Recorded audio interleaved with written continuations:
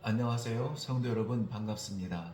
오늘 우리는 153 성경 통독 제 125일차 되는 날이고요. 11월 1일에 들어섰습니다.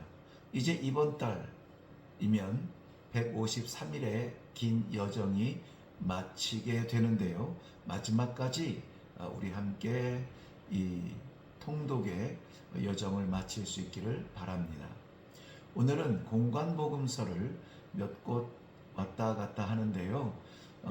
153 성경 통독 읽기표가 있으면 도움이 많이 되시겠지만 없으신 분들도 좀 가이드를 잘 따라주시면은 오늘 도움을 좀 받을 수 있으실 겁니다. 먼저는 누가복음 9장과 요한복음 6장, 마태복음 15장, 마가복음 7장, 마태복음 16장과 마가복음 8장, 마태복음 17장과 마지막 마가복음 9장을 보게 됩니다. 네, 우리가 연대기적 순서로 읽고 있기는 합니다만은 공관복음이 꼭 시간대의 순서에 따라서 기록되었다라기보다는 예수 그리스도의 공생애의 사역에 정리하는데 매우 도움이 될 수 있는 그러한 순서로 우리가 읽다 보니 이렇게 좀 몇 곳을 다녀야 합니다. 자, 오늘 또 인도를 잘 따라서 잘 마칠 수 있기를 바랍니다. 먼저 누가복음 9장을 펼치시고요. 누가복음 9장에는 예수님과 제자들의 콤비 플레이가 잘 나타나고 있죠. 예수님의 제자들을 보내신 목적이 2절에 있는데 그 2절에서 나타나는 제자들의 파송 목적은 복음 전파와 치유함이었습니다. 그런데 6절 말씀에 보면 제자들이 파송받고 나서 한 일이 무엇이냐면 복음 전파와 치유하는 일이었습니다. 그러니 예수님의 목적과 제자들의 순종이 기가 막히게 잘 화합이 되었던 것이죠. 그렇다면 얼마나 기쁠까요? 헤롯은 요한도 만나고 예수님의 소문도 듣습니다. 자신의 잘못을 지적하는 요한의 입을 닫게 하기 위하여서 저를 죽이고 예수님의 소문에 두려워하는 이 헤롯 왕을 예수님은 13장 32절에 동일한 헤롯을 이렇게 표현하죠. 여우라고 표현하고 있습니다. 날이 저물 때까지 사람들은 예수님을 떠날 수가 없었습니다. 예수님을 따르는 그들을 먹이시는 예수님. 결국은 자기를 하늘에서 내려준 만나라 이렇게 소개하고 자신을 먹는 자는 영원히 굶주리지 아니할 것을 말씀하고 있습니다. 만나, 우리는 잘 모르지만 이 유대인들은 광야 시대에 40년 동안 먹이셨던 만나를 기억합니다. 자신들이 뿌리고 거두지 아니한 하늘의 양식이었죠. 마찬가지로 예수님께서 친히 하늘의 양식으로 이 땅에 오셨으므로 우리는 예수님만 받으면 살 수 있다는 것을 보여줍니다. 베드로는 예수님을 하나님의 그리스도라 이렇게 부르고 있습니다. 그리스도, 즉 기름 부음 받은 자, 사명자라는 것이죠. 그래서 예수님도 사명자로서 자기가 원하는 일을 하지 않고 아버지께서 원하는 일을 끝까지 지키려 했던 것입니다. 이 시대에 성도로 부름받은 모든 사명자들은 자기의 기쁨이 아니라 하나님의 원하시는 일을 하기 위한 예수 그리스도의 그 삶의 모델을 잘 따라가시기를 바랍니다. 제자들 앞에서 모세와 엘리야와 같이 변화되시는 예수님의 모습을 보여주고 있는데요. 18절과 28절 말씀의 표현에 의하면 하나님의 그리스도라 칭함을 받기 전에 그리스도의 영광으로 변화되기 전에 예수님의 기도의 자리가 소개되고 있다는 사실은 우리들에게 깊은 생각을 하게 됩니다. 무엇인가 교회에서 아니면 하나님의 사역에서 이름이 남고 그 사역을 감당하기 원하는 모든 충성스러운 종들은 반드시 기도의 자리가 있어야 합니다. 물론 기도하지 아니하고 기간을 채울 수 있습니다. 그런데 그렇게 되면 하나님의 원하심이 아니라 나의 원하는 열매를 거두기가 쉽습니다. 우리는 그렇게 약해요. 그래서 예수님은 친히 그 본을 보여주신 것이죠. 하나님의 아들로 인하여서 하나님의 영광이 나타나시기 전 기도의 자리에 계셨다는 것입니다. 예수님은 많이 기도하시는 분이었습니다. 하나님이신데도 말이죠. 그런데 우리가 하나님의 뜻을 이루기 위하여서 기도를 쉬는 것은 오히려 오염되고 변질된 우리의 생각으로 방향이 틀어질 위험이 많습니다. 네, 첫 9장에서 내용이 길었는데요. 조금 빨리 달려가겠습니다. 그 다음은 우리 요한복음 6장입니다. 200데나리온과 5병이어. 네, 200데나리온은 약 1,000만 원 정도 되는 돈인데요. 이 돈 정도가 있어야 지금 예수님 앞에 말씀 듣는 사람들을 먹일 정도는 됩니다. 그런데 이 200데나리온 없이 5병이어로 5,000명을 먹이시는 현장, 그리고 12광주리를 남기십니다. 백성들의 환호와 자리를 피하신 예수님, 백성들은 환호하지만 그 환호하는 자리를 떠나시는 예수님, 그리고 제자들을 서둘러 호수 건너편으로 서둘러서 보내신 모습, 엄청난 기적의 현장 이후에 찾아온 위기, 그것은 풍랑이는 바다였습니다. 예수님과 함께한 자리에는 5병이어도 5,000명을 먹이기에 부족함이 없었죠. 그런데 예수님이 없는 자리에는 노련한 사공들도 어쩔 수 없는 위기에 빠질 수밖에 없는 그 검은 바다. 그런데 무리로 걸어오신 예수님을 영접한 그 배는 가려던 땅의 목적지에 도착할 수 있게 됩니다. 풍랑이 일고 죽을 것 같은 그 검은 바다가 중요한 것이 아니라 예수님을 그 배에 모신다면 목적지에 이르는 거죠. 사도들의 노련함이 아니었습니다. 사공들의 실력도 아니었습니다. 바람이 잦아든 것도 바로 예수님 때문이었고, 목적지에 다다를 수 있는 것도 예수님 때문이었습니다. 이런 말씀을 들으면 지혜로운 성도는 우리의 어떤 경험과 우리의 생각이 아니라 유일한 한 분, 예수님이 필요한 시대구나, 이런 것을 깨닫게 되죠. 다음 날 예수님을 다시 찾은 백성들에게 어제 먹은 배불리 먹고 12광줄이 남은 그 떡이 아니라 바로 하늘로부터 내려온 생명의 떡을 먹을 것을 권면하고 계십니다. 바로 예수 그리스도 자신입니다. 하늘로부터 오신 주님은 생명의 양식이라고 소개한다고 했죠. 베드로처럼 우리 가운데 누구라도 이렇게 고백할 수 있기를 바랍니다. 바로 베드로의 고백, 생명의 말씀이 주께 있사오니 우리가 누구에게로 가오리이까? 대부분의 사람들이 편리를 위해서 말씀의 자리를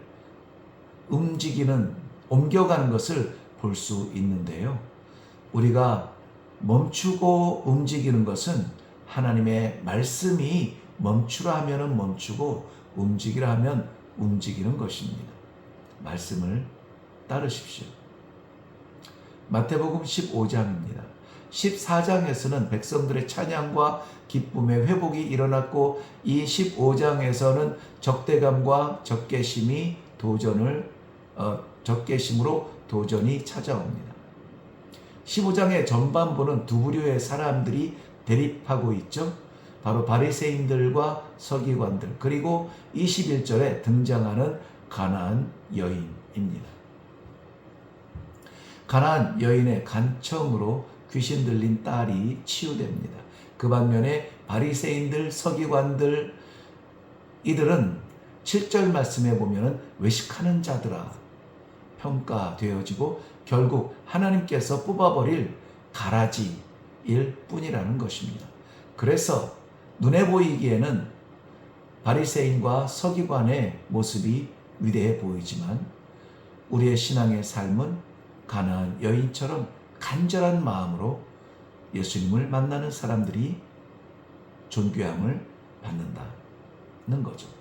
예수님의 공생의 모든 사역 가운데 방해하고 장애가 되고 결국 예수님을 십자가에 못 박게 한 것은 동일 민족의 종교인들이었습니다. 종교를 가졌다는 것이 자랑일 수 없습니다. 종교를 허락하신 그분의 뜻을 따를 때에 비로소 종교는 힘을 얻습니다. 모든 종교인들이 다 거룩한 것은 아닙니다. 예수님은 다시 한번 사흘간이나 떠나지 않고 말씀을 듣는 심령이 가난한 백성들, 여자와 어린이들을 세지 않고 4,000명을 떡 7조각과 몇 마리의 생선으로 먹이십니다. 그 자리에 있었더라면 그 얼마나 놀라운 영광이었을까요? 마가복음 7장입니다. 다시 한번 강조하는 부분이 있는데요. 형식과 외식에 익숙해지면 영성은 무뎌진다는 사실을 깨닫게 합니다. 말은 경건하게 하지만 하나님의 경건을 살아내지 못하는 사람에 대해서 하나님은 질책하십니다. 이스라엘 백성들을 질책하실 때에는 매우 다양한 모습으로 그렇게 하시죠. 바리새인들은 손 씻는 것에 관심을 가졌지만 하나님은 청결에 유의할 것을 말씀하고 있습니다. 마음의 정함이 없이 손만 닳도록 씻는다고 씻겨지는 것이 아니라 이것을 외식이라고 표현합니다. 후반부에 나오는 두 가지 기적의 일은 중보자의 역할을 보여주고 있습니다. 귀신 들린 딸을 대신하여 예수님 앞에 엎드린 여인. 귀신은 아이에게서 떠나갑니다. 귀먹고 말 더듬는 자를 데려온 사람들, 에바다. 이 한마디에 귀가 열리고 혀가 풀려 말이 분명해집니다. 에바다, 이 뜻은 열려라 하는 뜻이죠. 에바다, 여러분의 귀가 열리고 입이 열리고 마음이 열리고 영안이 열리는 놀라운 축복의 선언이 되기를 바랍니다. 마태복음 16장입니다. 마태복음 16장은 마태복음 12장 38절에 서기관과 바리새인들이 표적을 구한다 이런 내용이 있죠. 본문에서는 바리새인과 사두개인들이 표적을 구합니다. 하늘로부터 오는 표적을 구하지만 이것은 믿음을 위한 간절한 외침이 아니라 저를 시험하기 위함이었습니다. 예수님의 대답은 동일했습니다. 악하고 음란한 세대가 표적을 구한다는 것이었습니다. 역시 예수님은 요나의 표적밖에 보일 것이 없다고 말씀하시죠. 부활의 표적. 부활을 본다고 해서 사람들이 믿는 것은 아닐 수 있습니다. 오히려 부활을 의도적으로 거부하기 위해서 제자들이 시체를 훔쳐갔다 이렇게 강조한다든지, 또 완전히 죽은 것이 아니라 기절했다가 차가운 돌무덤 속에 들어가니 정신이 차려지고 탈출했다, 이러한 이야기를 허구를 퍼뜨리기도 합니다. 그런데 그러한 과정을 통해서 오늘 전혀 다른 세상의 소문이 아니라 예수님을 향한 간절한 진실한 고백이 16절에 나오는데요. 마태복음 16장 16절은 너무나 중요한 말씀인데, 주는 그리스도시요 살아계신 하나님의 아들이시니이다. 바로 베드로의 고백입니다. 교회는 베드로의 이 고백 위에 세워졌습니다. 바로 진리이신 예수 그리스도의 부활이 교회의 뿌리가 되고 시작이 되고 영광이 되는 것입니다. 그렇기 때문에 성도들은 교회라고 하는 이 건물과 공동체를 믿는 것이 아니라 교회의 진리가 되시는 그리스도를 믿어야 구원을 받게 됩니다. 어떤 면에서는 형상화된 십자가가 아니라 그 위에 못 박히신 예수 그리스도를 우리가 믿는 것입니다. 마가복음 8장입니다. 여기서 또 한 번 먹이시는 기적이 일어나는데요. 6장의 기적과는 조금 차이가 있습니다. 바로 5,000명과 4,000명의 숫자적 차이, 12광주리와 7광주리의 차이, 유대인과 이방인의 구별, 이방인을 위한 메시지이기 때문에 이방인을 채우시는 그리스도 또한 증거가 되는 자리. 본문에서 나오는 예수님께서 제자들에게 하시는 질문을 스스로 우리가 받아볼 필요가 있는데요. 만약에 그 질문을 예수님의 제자들이 아니라 우리가 받는다면 우리는 더욱 작아지고 예수를 위해 사는 영광의 삶을 더욱 꿈꿀 수 있지 않겠습니까? 마태복음 17장입니다. 16장에서는 비로소 예수님의 죽음과 부활을 말씀하셨죠. 예수님의 생명과 죽음에 대한 원리는 주를 위해 죽는 자는 살겠고 자신을 위해 살 길을 찾는 자는 죽는 것이다 라고 말씀하고 있습니다.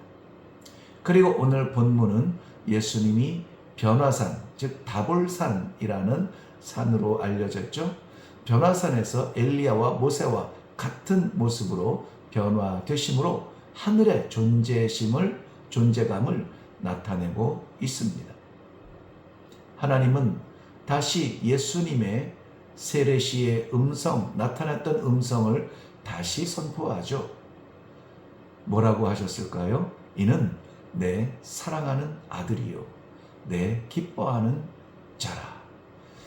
세례 요한에게 세례를 받으실 때에 하늘문이 열리며 선포되었던 이 음성이 오늘 변화산에서 모세와 엘리야와 함께 변화된 예수님의 마지막 여정을 향한 선포에 또 나타나는 본문이었습니다. 하나님의 사랑하는 아들, 그리고 하나님의 기쁨이 되는 사랑, 어떻게 되십니까? 예루살렘의 십자가의 죽음의 고난이 기다리죠.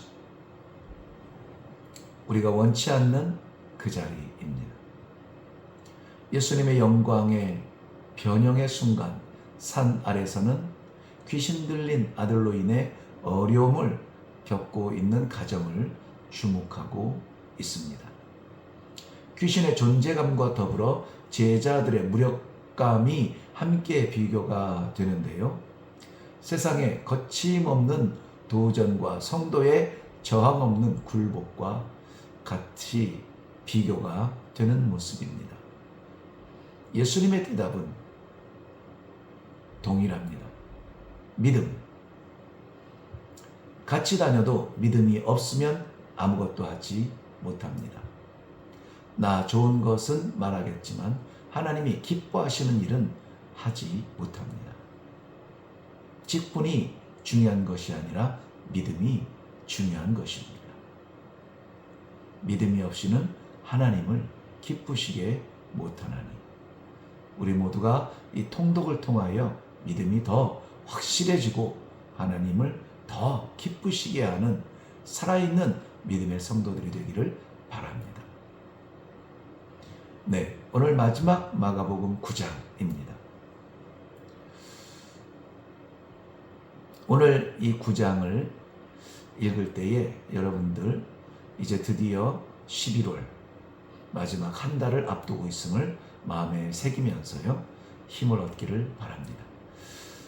예수님의 제자가 예수님과 함께 영광의 자리에 있는 것, 상상할수록 아름답고 행복한 일일 것입니다. 저라도 베드로의 고백처럼 여기에 머물고 싶습니다. 제가 집 세 채를, 초막 세 채를 짓겠습니다 라고 말했을 것입니다. 그런데 예수님은 그 영광의 자리에서 예루살렘의 죽음과 부활을 말씀하십니다. 죽음도 그렇거니와 세상에 없는 새로운 믿음의 결실, 부활을 아무도 이해할 수 없었습니다. 제자들이 예수님의 영광 뒤에 대했던 첫 장면, 바로 귀신 들린 아이였죠. 아무것도 할 수 없었던 제자들을 향해서 예수님은 이 믿음이 없는 세대요 라고 지적하십니다. 그리고 여러분 소중하게 새기시기를 바랍니다. 기도 외에는 이러한 유가 나아갈 수 없느니라. 다시 말씀드리면 믿음과 기도를 구별하지 않습니다. 믿음이 없는 세대여, 믿음이 있어야 되지 않겠느냐? 기도 외에는 이러한 유가 나아갈 수 없느니라. 기도해야 되지 않겠느냐? 믿음과 기도. 믿음 있는 사람은 기도합니다. 기도하는 사람은 믿음이 성장합니다. 믿음의 질서는 확실히 세상의 것과 다릅니다. 내가 서고자 하면 무너지고 남을 세우는 사람은 하나님께서 세워주실 것입니다. 크고자 하거든 남을 섬겨라. 네, 제 모교였던 배제 고등학교 교훈이었는데요. 저희 배제 고등학교는 아펜셀러 선교사님이 1885년에 이 땅에 세운 믿음의 소망을 가지고 세운 그러한 배제 학당이었습니다. 우리가 세워지도록 철저하게 예수 그리스도를 믿는 믿음으로 오늘도 기도하며 나아가시기를 바랍니다. 여러분 수고하셨습니다.